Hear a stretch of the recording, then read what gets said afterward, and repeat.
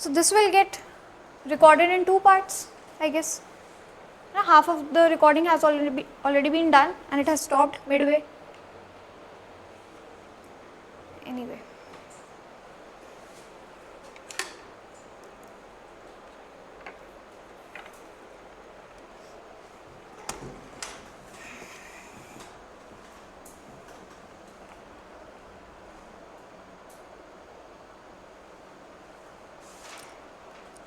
so this was your British policies. ठीक है.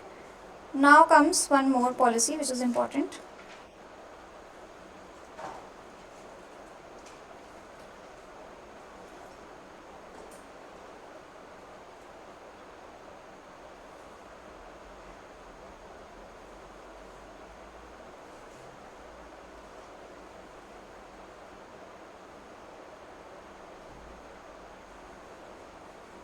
Now put a heading. Let us start with conflict with neighboring states.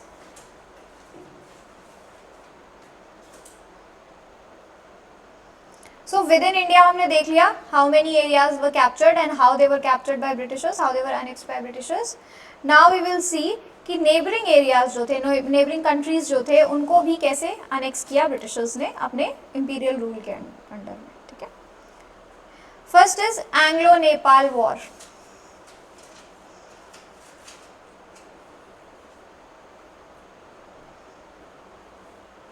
In 1792,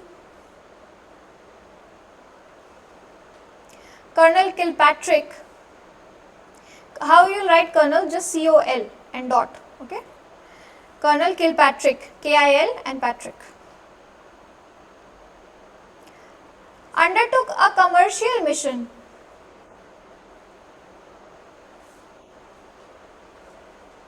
to Kathmandu.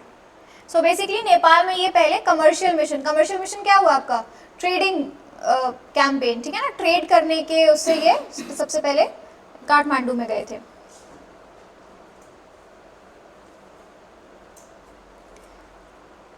The primary Anglo Nepal war लिखा है बेटा आपने, उसमें area वो year mention कर लेना 1814 to 16. The primary reason of the war was frequent raids by Gorkhas. Gorkha community पता है आपको? नेपाल की जो नेटिव कम्युनिटी है Gorkhas, Gorkhas, Gorkhas. Now you see Gorkhas are warrior community. ठीक है. They are warrior class और उनकी जो military skills हैं they are top notch. मतलब टिल डेट गोरखास से ज़्यादा ब्रेव, उनसे ज़्यादा वैलर किसी में नहीं है. That's how it is portrayed and they are like that. बहुत मेहनती और बहुत ज़्यादा ब्रेव. सो पहले एंग्लो नेपाल वॉर हुआ, नेपाल को ब्रिटिशर्स ने एनेक्स किया एंड इनफैक्ट उसके बाद गोरखास का ये ट्रेड देख के, उनकी ये एबिलिटी देख के ब्रिटिशर्स ने अपनी आर्मी में गोरखा रेजिमेंट बनाई जिसमें गोरखास को अपॉइंट किया गया as soldiers to fight for Britishers की आर्मी में ही उनको अपॉइंट किया गया और वो ट्रेडिशन हम आज तक कंटिन्यू कर रहे हैं. हमारी इंडियन आर्मी में भी गोरखा रेजिमेंट है जहाँ पे गोरखास को अपॉइंट किया जाता है. स्पेसिफिकली गोरखास के लिए है वो, because the community itself is so good with the military skills. Okay, क्या लिखा बेटा? Raids by the Gorkhas in British territory.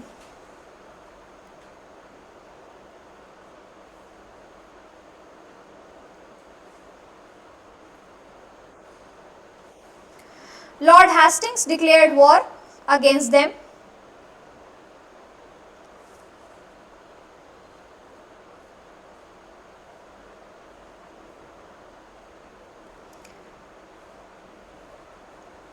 The Treaty of Sagoli was signed 1815. The year is 1815. Treaty of Sagoli. लिख लिया? Sagoli was signed in 1815, but Gorkhas did not ratify it. सो बार बार क्या हो रहा था, British area में, ब्रिटिश टेरिटरीज में, जो नेपाल के आसपास की टेरिटरीज थी, या काठमांडू में भी जहाँ पे उन्होंने अपना ट्रेडिंग पोस्ट बनाया था, वहाँ पे गोरखास रेड करते थे और उनका सामान वगैरह लूट लेते थे। और इनफैक्ट इन्होंने एक बारी गोरखास ने 3 पुलिस स्टेशन पे अटैक किया था, ठीक है, वहीं पे नेपाल में ही। तो उसके बाद लॉर्ड हेस्टिंग्स ने प्रॉपरली उन पर एक अटैक किया and a war was fought, battle हुआ था, then that was first Anglo Nepal war. 1815 में एक ट्रीटी साइन हुई सगौली की, जिससे वॉर खत्म हुआ, लेकिन गोरखास ने उस ट्रीटी के टर्म्स को माना नहीं, ठीक है, Gorkhas did not ratify it. The second campaign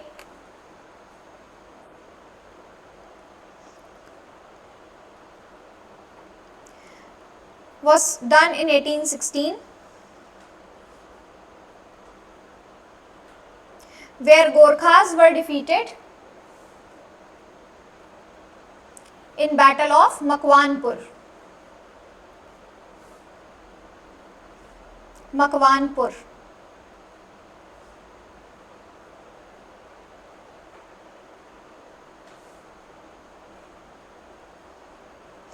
Gorkhas accepted the treaty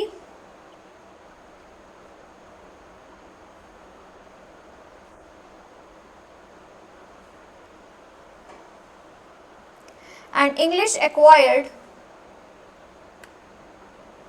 hill stations like Nainital, Almora, Ranikhet,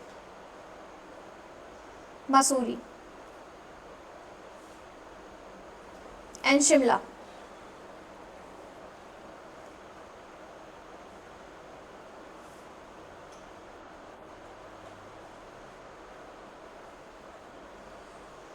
Next heading is Anglo-Burmese War.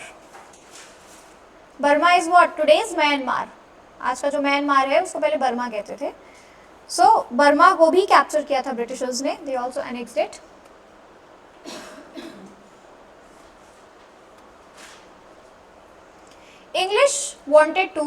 the English wanted to exploit Burma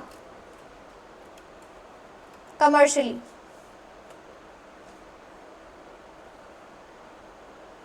Along with acquiring political power.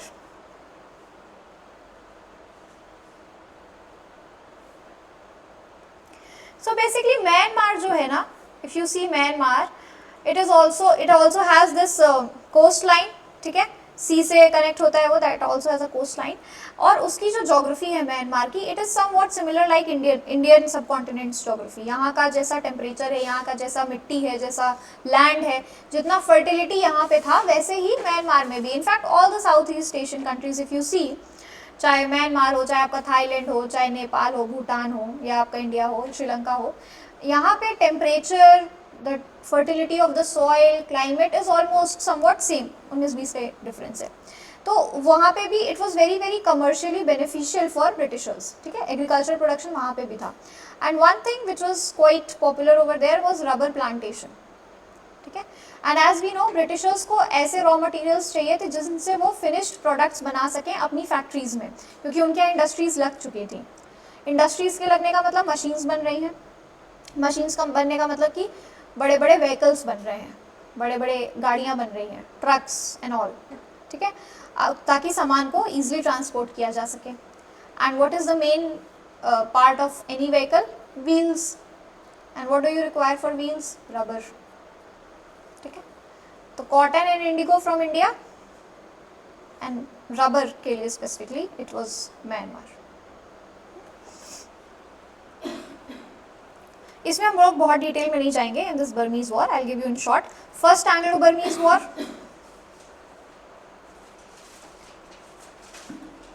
1824 to 26।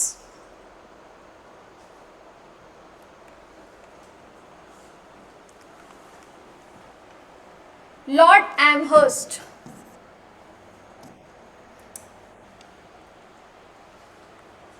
Lord Amherst, AMHERST, initiated the war,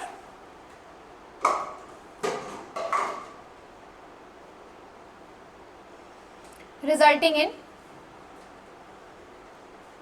defeat of Burmese army.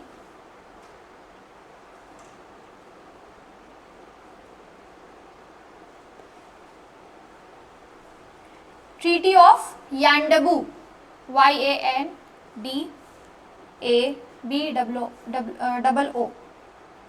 Treaty of Yandabu was signed. Which stationed a British resident in Burmese capital. So पहला war होता है Britishers के side से, थे Lord Amherst, ठीक है. War होता है, बर्मा की आर्मी जो थी वो हार जाती है, उनके जो कमांडर थे उनकी डेथ हो जाती है, उनको मार दिया जाता है, और एक ट्रीटी साइन होती है, ट्रीटी ऑफ यांडबू, और उससे डिसाइड होता है कि ब्रिटिश का एक रेसिडेंट, एक ऑफिशियल जो है बर्मा की कैपिटल में रहेगा. ठीक है. Again you can see the pattern which they followed in India, the same thing है ना, they have done there. Second war लिख लो, 52 to 53, 1852 to 53.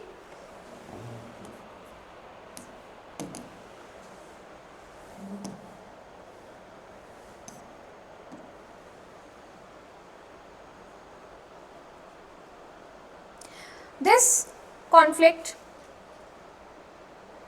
arose due to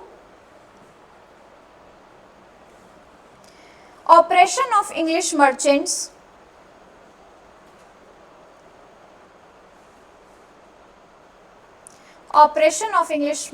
by Burmese officials.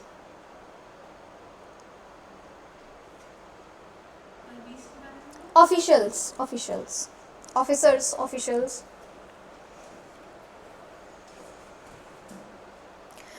Lord Dalhousie declared the war. इस बार Lord Dalhousie ने war declare किया.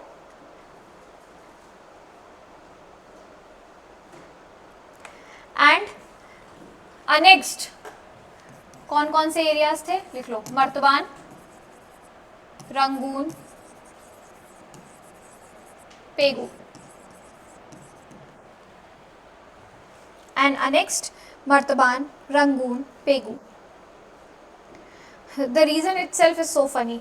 Reason दिया गया है कि कॉन्फ्लिक्ट क्यों हुआ, क्योंकि इंग्लिश मर्चेंट्स को ऑप्रेस किया जा रहा था. God knows in which part of the world English were being oppressed and what kind of operation was that. Third, 3 wars हुई थी बर्मा में. ठीक है. Third was in 1885.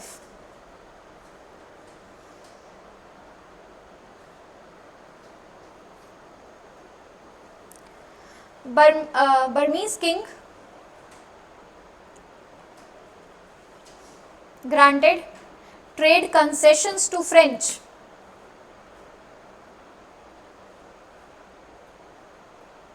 and imposed fines on English company. Imposed fines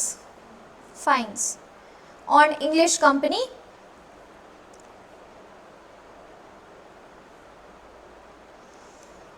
Lord Dufferin, next point है Dufferin.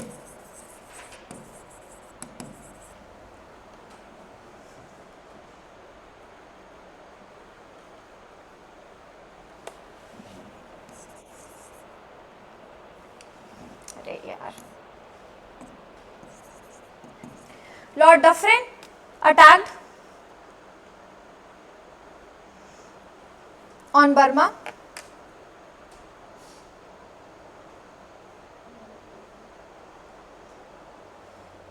The king was imprisoned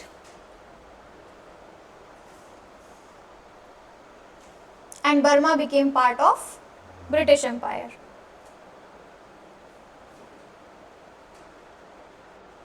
समझ आ गया? So basically Burmese king जो थे उन्होंने फ्रेंच को ज़्यादा कंसेशंस दे दिए, ज़्यादा उनको एक्सेस दिया ट्रेड का, और ऑन कॉन्ट्रेरी इंग्लिश ऑफिशियल्स पे, इंग्लिश कंपनी पे उन्होंने फाइन्स लगा दिए. ठीक है. और इसी से अपसेट होके, अच्छा this was against which policy of Britishers,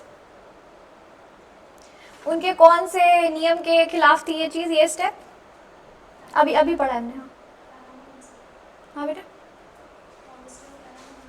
Paramount से तो ब्रॉडर टर्म हो गया, थोड़ा और स्पेसिफाई करना. अभी पढ़ा है just.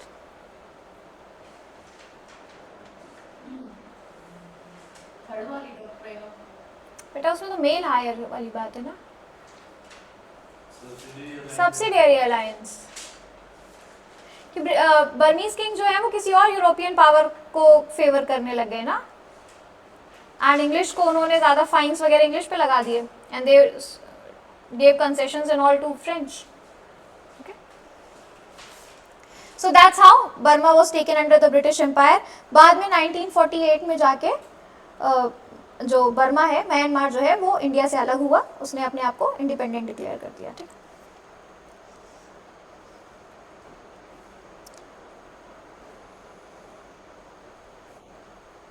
Okay, last topic is, and with this topic will be completed, Anglo-Afghan wars. किसी ने वो मूवी देखी है, Priyanshu can coat on that, जिसमें एंग्लो-अफगान वॉर दिखाया गया है. If I'm not wrong, Akshay Kumar has played character of some Sikh commander. First part I guess, है ना. The second one is of the lawyers. Kesari 2 is about the lawyers, है ना. The first part I guess, yes. Very famous song of that movie. Anyways, नहीं, something like that, anything. चलो, वो उसमें the dynamics which was shown, Afghan invasion का dynamics उसमें दिखाया गया है. सो अफगान से जो कॉन्फ्लिक्ट कह लो या जो डिसेंशन स्टार्ट हुए थे ब्रिटिशर्स के, it started before the britishers. So Afghans were trying to invade in India. हमने देखा since the time of Ranjit Singh, है ना. रंजीत सिंह के टाइम से ही अफगान्स जो है इंडिया में नॉर्थ वेस्ट वाले एरिया से इन्वेड करने की कोशिश कर रहे थे. तो अफगान के साथ कॉन्फ्लिक्ट हमेशा से प्रेजेंट थी. ऐसा नहीं है कि ब्रिटिशर्स के आने से ही एकदम से कॉन्फ्लिक्ट अराइज हुई. It was a bone of contention, और you can say an issue of conflict since very early, since the Sikh kingdom itself. Okay, बाद में it got escalated and then Anglo-Afghan war happened. चलो लिख लो.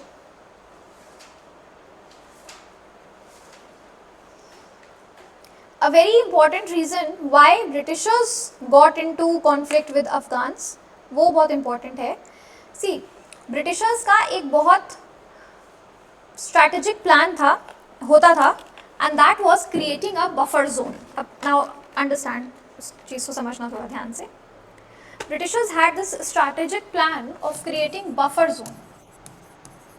See, हमें ये पता है कि ब्रिटिशर्स की कॉलोनीज वर्ल्ड वाइड थी. ठीक है, पूरे वर्ल्ड में अलग अलग जगह उन्होंने एरियाज को कैप्चर कर रखा था, कॉलोनीज बना रखी थी.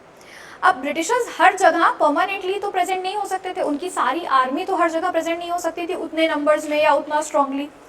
तो क्या खतरा था कि जो बाकी के एरियाज थे, जो बाकी के और कंट्रीज थे जो इक्वली पावरफुल हो रहे थे, in such case Russia was also gaining power, है ना. So Britishers had this fear, they were afraid that Russia can also try to capture their colonies. तो जिन एरियाज पे इन्होंने कैप्चर किया है, अगर उसको डिफेंड नहीं किया बहुत अच्छे से, तो रशिया जो है वो हमारी कॉलोनीज को कैप्चर कर सकता है. तो हमेशा ये क्या करते थे, अपनी कॉलोनीज, जैसे इनकी कॉलोनी है और जो अनदर पावर है, जैसे यहाँ पे यूएसएसआर है. क्या हुआ बेटा, should I switch it of, फिर दिखेगा नहीं ना. हाँ, इट इज फ्लिकरिंग ना. अरे इट वोंट वर्क बेटा, both the lights are connected I guess. See, it's creating haziness for me also. Anyways, so what Britishers used to do, वो अपनी कॉलोनी और जो अनदर पावर है जैसे रशिया है उसके बीच में कोई एक ऐसा एरिया ढूंढते थे जिसको वो बफर जोन बना सकें, और इस केस में ये एरिया था अफगानिस्तान. ठीक है, आज जो आप इशू देख रहे हैं ना अफगानिस्तान में, ये यहीं से इमर्ज हुआ है.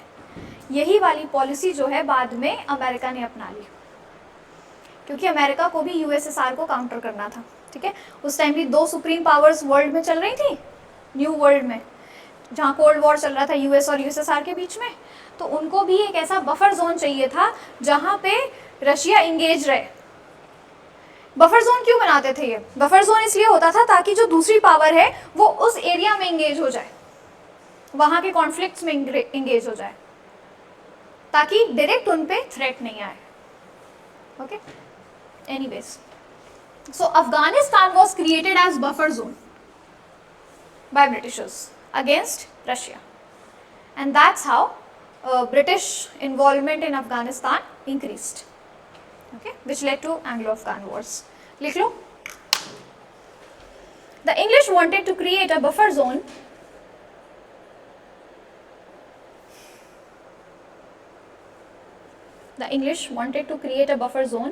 between English Empire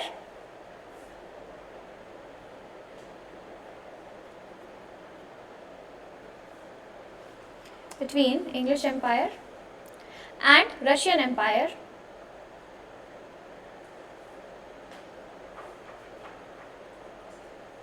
which led to English intervention in Afghanistan.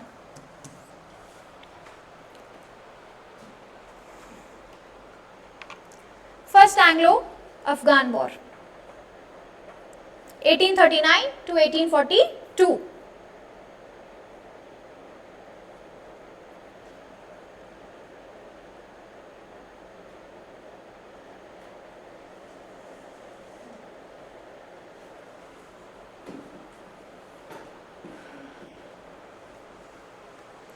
Now what happened? Understand the scenario.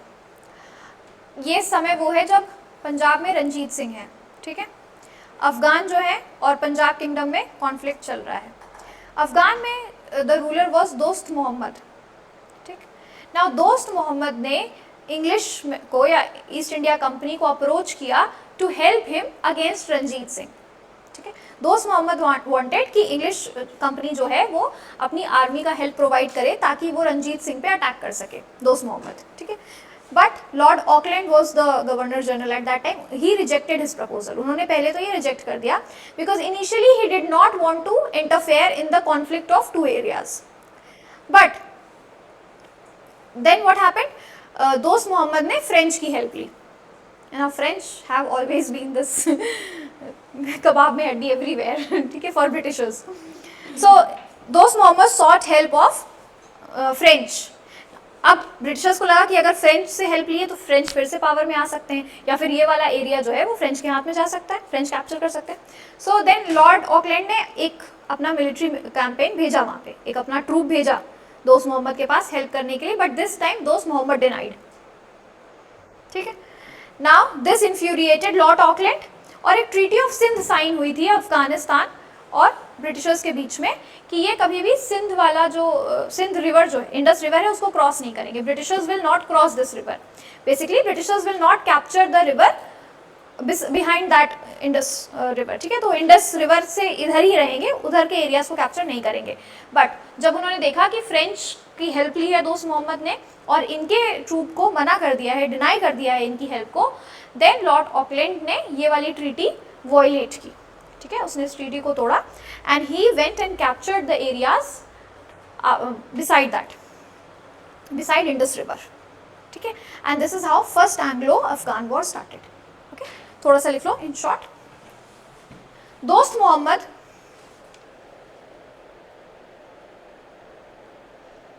sought help of Englishmen, sought help of English to regain Peshawar from Ranjit Singh. Basically Ranjit Singh ने पेशावर को कैप्चर कर लिया था ना, मैंने अभी बताया था. तो उसको वापस लेने के लिए दोस्त मोहम्मद वांटेड कि इंग्लिश उसकी हेल्प करे.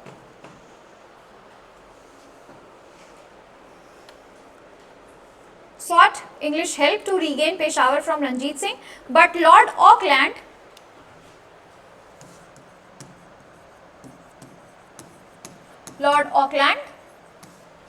rejected his proposal.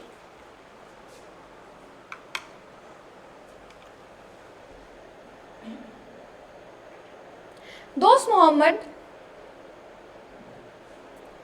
took the help from French,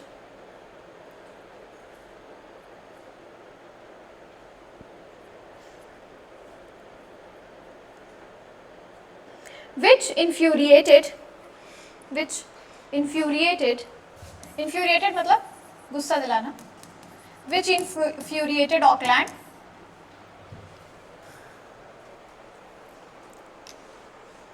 and he violated Treaty of 1832.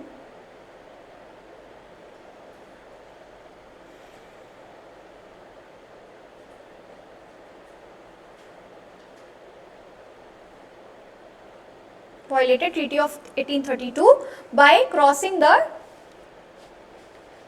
the territories of Sindh.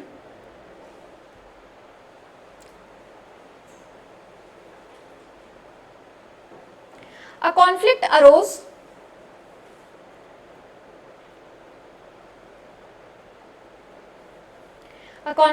arose resulting in killing of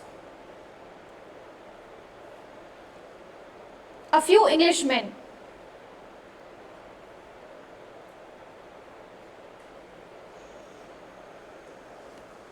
And the English were compelled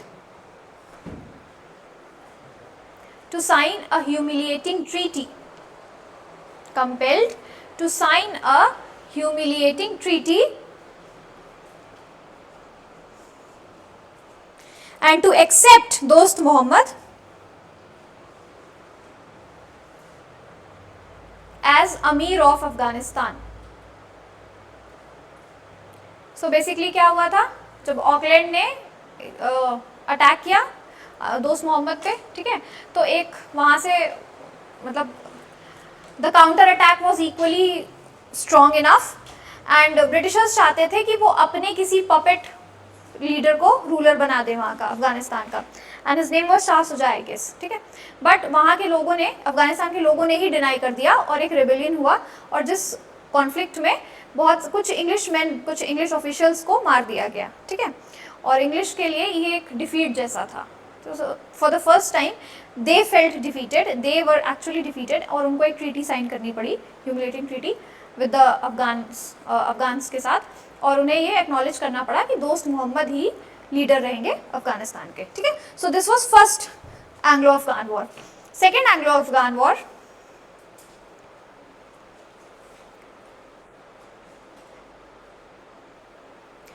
(1878 to 1880).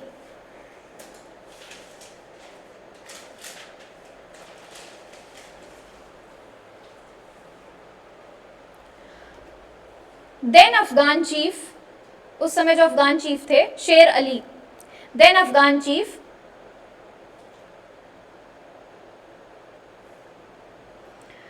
Rejected English mission but accepted Russian missions. So basically English ने भी अपने mission भेजना मतलब group of merchants, है ना, group of merchants and officials. तो शेर अली ने उस समय इंग्लिश मिशन को डिनाई कर दिया, रिजेक्ट कर दिया, but accepted Russian missions. The English attack from 3 sides, ये इंपॉर्टेंट है, उन्होंने अफगानिस्तान में 3 साइड से अटैक किया, Khyber pass, Bolan pass and Kurram pass. English attack from 3 sides. Afghans got defeated.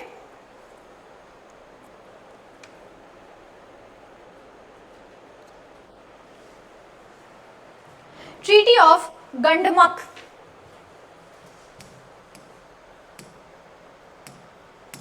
Treaty of Gandamak was signed by Yaqub Khan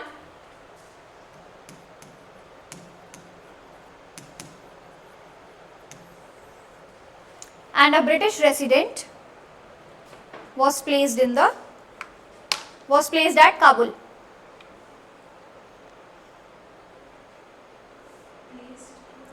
Placed at Kabul. So क्या हुआ, शेर Ali was the leader at that time, ठीक है, दोस्त मोहम्मद के बाद there was a Afghan leader, और उसने Russian missions को आने दिया बट इंग्लिश मिशन को रिजेक्ट कर दिया था. इससे इन्फ्यूरिएट होकर इंग्लिश ने 3 साइड से अटैक किया. तो अफगानिस्तान में बहुत सारे पहाड़ हैं, हिंदू कुश के माउंटेन्स है वहाँ पे, और 2 माउंटेन्स के बीच में ना ऐसे पासेज हैं, एरियाज, पैसेज है बेसिकली, रास्ते हैं आने जाने के लिए, तो ऐसे बहुत सारे पैसेज हैं वहाँ पे पास हैं। तो उन्होंने 3 साइड से अटैक किया अफगानिस्तान में इंग्लिश ने, खैबर पास से, खुर्रम पास से और बोलन पास से। एंड शेर Ali was defeated, he was killed. तो उसका जो रिप्रेजेंटेटिव या सक्सेसर था याकूब खान, उसके साथ एक ट्रीटी साइन हुई गंडमक की, और इससे क्या डिसाइड हुआ कि एक रेसिडेंट को काबुल में अपॉइंट किया जाएगा, ब्रिटिश रेसिडेंट को, और कुछ एरियाज अफगानिस्तान के वो ब्रिटिशर्स के अंडर चले गए। ठीक है, अब after this what happened, again ये रेसिडेंट अपॉइंट करने वाली तो उनकी पुरानी पॉलिसी थी। आफ्टर दिस क्या हुआ कि जो ब्रिटिश रेसिडेंट को इन्होंने अपॉइंट किया था उसका मर्डर हो गया, and this is how the third and the last war started. Third Anglo Afghan war जो था वो इसी वजह से स्टार्ट हुआ। ठीक है, last the British resident was murdered and Abdul Rahman नामक व्यक्ति जो है he became the new Amir of Afghanistan. लिख लो, third Anglo Afghan war 1919।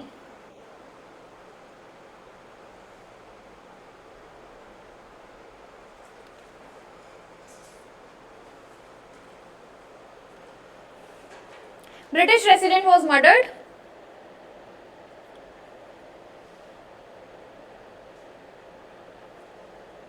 and Abdur Rahman became new Amir of Afghanistan.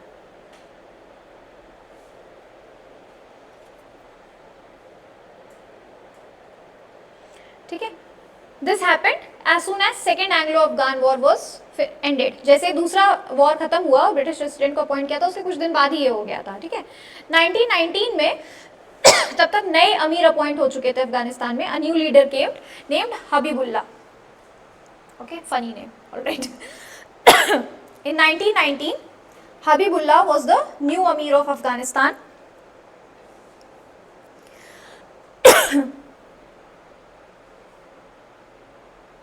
who was killed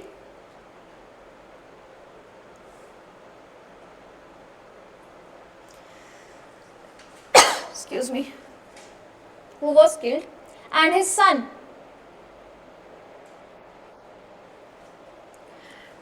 tried to declare independence from British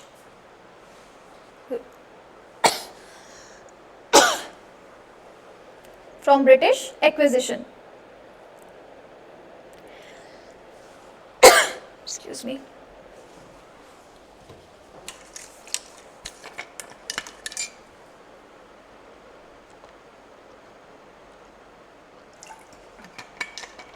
So new Amir was appointed, Habibullah, but थोड़े दिन बाद he was killed.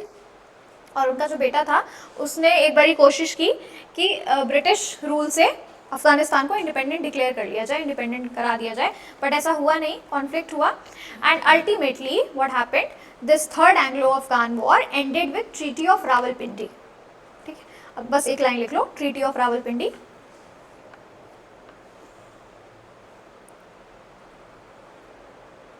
signed in 1919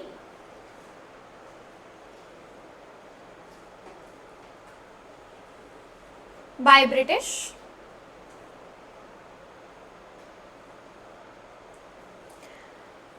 and Amirs of Afghanistan.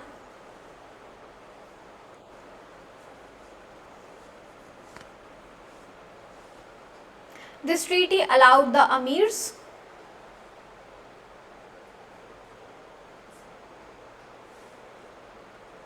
to pursue their policy within the territory.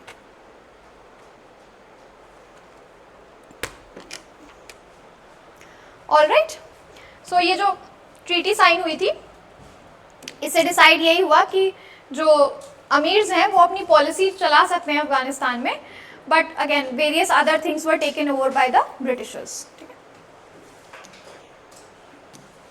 इसमें ऐसा लगता है कि कोई जो अफगान लोकल चीफ या ट्राइब थी उन्होंने ये जो ब्रिटिश रेजिडेंट है या फिर जो ब्रिटिश फेवरेट मतलब उसको मार दिया था। यस, ब्रिटिश रेसिडेंट को ही तो मारा था, तभी तो सेकेंड एंग्लो अफगान वॉर हुई थी। सेकेंड एंग्लो अफगान वॉर के बाद the British resident was killed, है ना।